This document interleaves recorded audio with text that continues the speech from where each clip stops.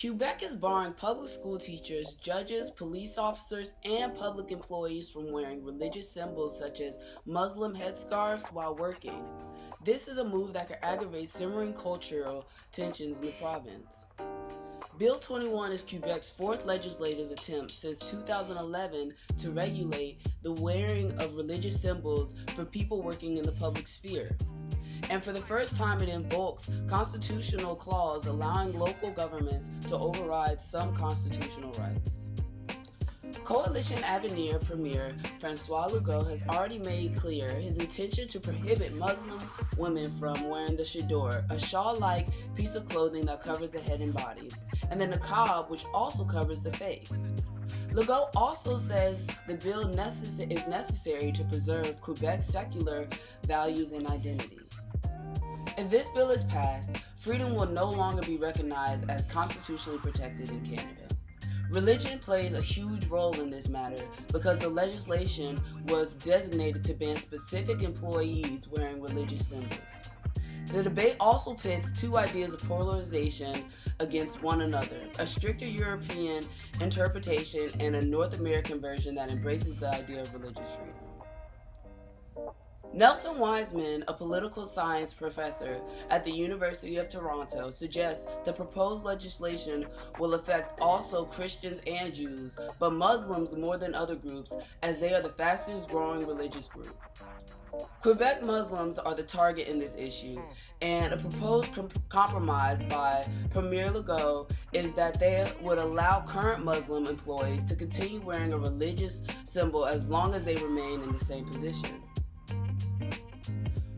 Religion does not seem to be the main or biggest cause behind the issue, though. Many who support Bill 21 say that even if women chose to wear the hijab, the garment is rooted in the idea of women's inferiority. Religion does not seem to be the main or biggest cause behind the issue, though. Many who support Bill 21 say that even if women chose to wear the hijab, the garment is rooted in the idea of women's inferiority. Prohibiting it, they say, would help promote gender equality. This enforced declaration being proposed in Quebec is completely contrary to the free and open society Canada has tried to build this far. And opposition to this declaration is also widespread. Prime Minister Justin Trudeau, who is also from Montreal, has spoken ill of Bill 21. It's unthinkable to me that in a free society we would legitimize discrimination against citizens based on their religion, he said. While Montreal's first female mayor, Valérie Plante, said that while she personally opposes the bill, Montreal would not disobey it if it was passed.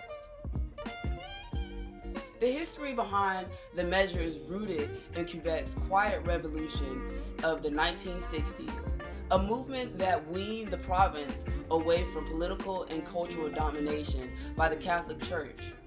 However, critics also say this declaration is motivated by more recent growing anti-Muslim sentiment.